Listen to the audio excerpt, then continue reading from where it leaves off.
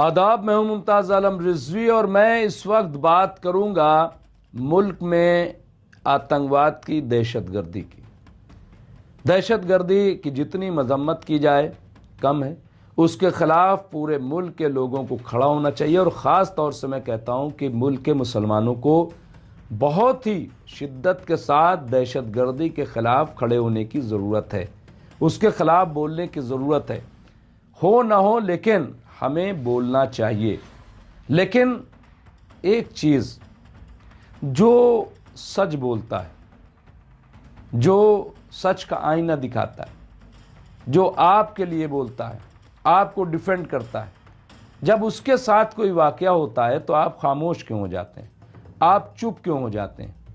अब मैं बात कर रहा हूं, देखिए अभी दिल्ली में जो कार बम धमाका हुआ, आतंकवादी हमला, अब उसे करार दे दिया गया है। तो उसमें जो गिरफ्तारियां हुई उसमें ज़्यादातर मुस्लिम और वो भी doctors, white collar.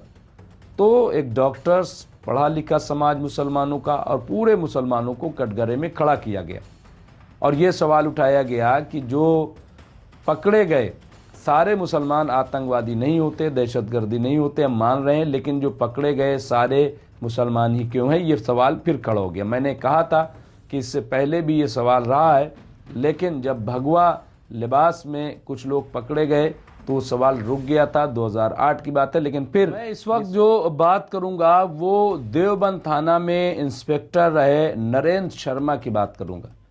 Narendra Sharma का एक वीडियो काफ़ी वायरल हुआ था।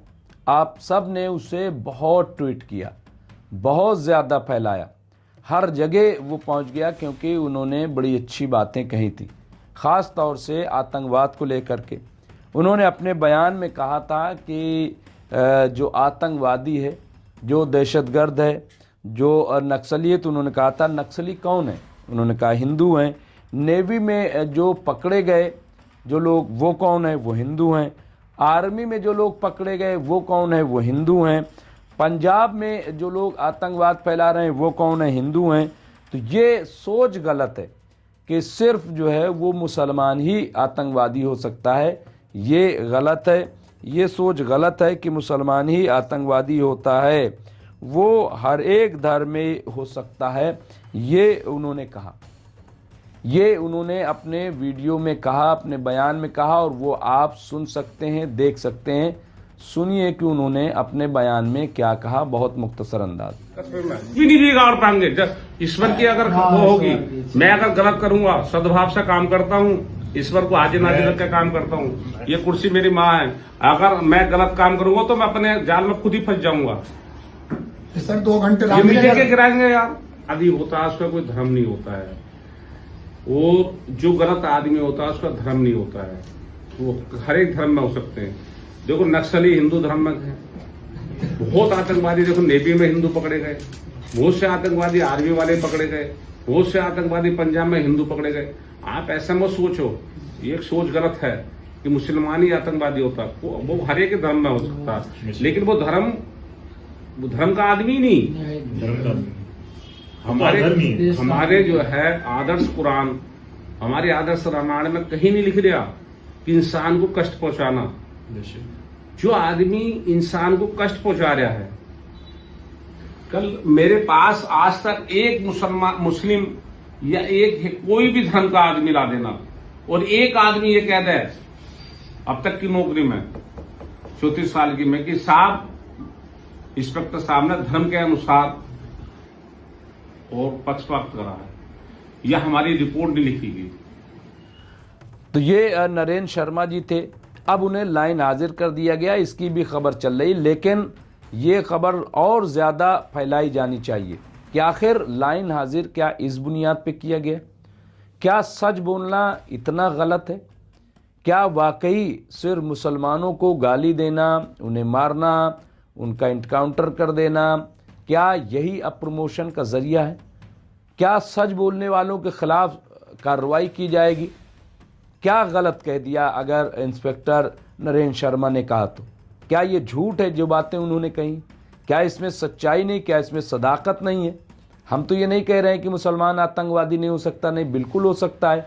हम तो ये नहीं कह रहे हैं कि डॉक्टर आतंकवादी नहीं हो सकता, बिल्कुल हो सकता है, इंजीनियर आतंकवादी हो सकता है, कोई भी आतंकवादी हो सकता है, हमने कब इनकार किया। लेकिन ये कि और लोग नहीं हैं, ये आप क्यों कह रहे हो?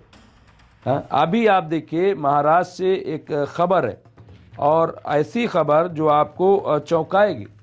अश्वनी कुमार जो है उसने अपना नाम फिरोज रखा, और खबर ये आ रही है कि 34 मकामात पे महाराष्ट्र में वो धमाका करने की साजिश कर रहा था। एजेंसी ने उसे पकड़ा। वो काबिल मुबारकबाद एजेंसियां हैं जिन्होंने उन्हें अरेस्ट किया, गिरफ्तार किया। और इस तरह से कई ऐसे नाम, अभी इसी दिल्ली कार बम धमाके में हरियाणा से कई गिरफ्तारियां हुई, उससे हापुड़ में गिरफ्तारियां हुई हैं। तो क्या वो सारे मुस्लिम हैं? ऐसा नहीं, गैर मुस्लिम भी हैं वो। तो इसलिए एक चीज़ पे थोप देना, कई जगह जैसा कि बताया गया कि नाम बदल करके साजिश हो रही। तो मैं एक चीज़ और कहना चाहता हूँ कि क्या कोई बाहरी ताकत मुल्क में साजिश कर रही? क्या कोई ऐसी ताकत है जो मुल्क में फसाद कराना चाहती, मुल्क में डिवीज़न पैदा करना चाहती? क्योंकि लगातार इस तरह की चीज़ें माशरे में हो रही। पहलगाम अभी हम भूले नहीं, आखिर क्या ज़रूरत पड़ गई थी वहाँ पे कि जो आतंकवादी आए थे वो नाम पूछ करके मार रहे थे? इसके पीछे मकसद क्या था, मोटिव क्या था? क्या इस पे हमें नहीं गौर करना चाहिए? क्या हिंदू मुस्लिम करके ये मुल्क महफूज रह सकता है जहाँ पे 20-25 करोड़ आबादी हो? क्या उन्हें इस तरह से टेरराइज किया जा सकता है? क्या उन्हें अलग थलग किया जा सकता है? क्या उनके खिलाफ नफरत फैल? हम ये समझ रहे हैं कि तरक्की का रास्ता बहुत आसान हो जाएगा। हरगिज़ नहीं होगा, हरगिज़ नहीं होगा। तो इसके पीछे ताकत कौन है? देखिए, हिंदुस्तान जो है इस वक्त दुनिया का ताकत तरीन मुल्क बनता जा रहा है। सबकी नज़र हिंदुस्तान पे। हिंदुस्तान बहुत बड़ी मार्केट, दुनिया की कोई ऐसी कंपनी नहीं होगी जो हिंदुस्तान में तजारत नहीं करना चाह रही हो। आज भी लोग कह रहे थे पहले सोने की चिड़िया, मैं कह रहा हूँ आज भी हिंदुस्तान सोने की चिड़िया ही है। और यही वजह है कि पूरी दुनिया की इस पे नज़र है। अब यहाँ पे कब्ज़ा करने के लिए जैसे अंग्रेज़ आए थे, अंग्रेज़ों ने कैसे कब्ज़ा किया?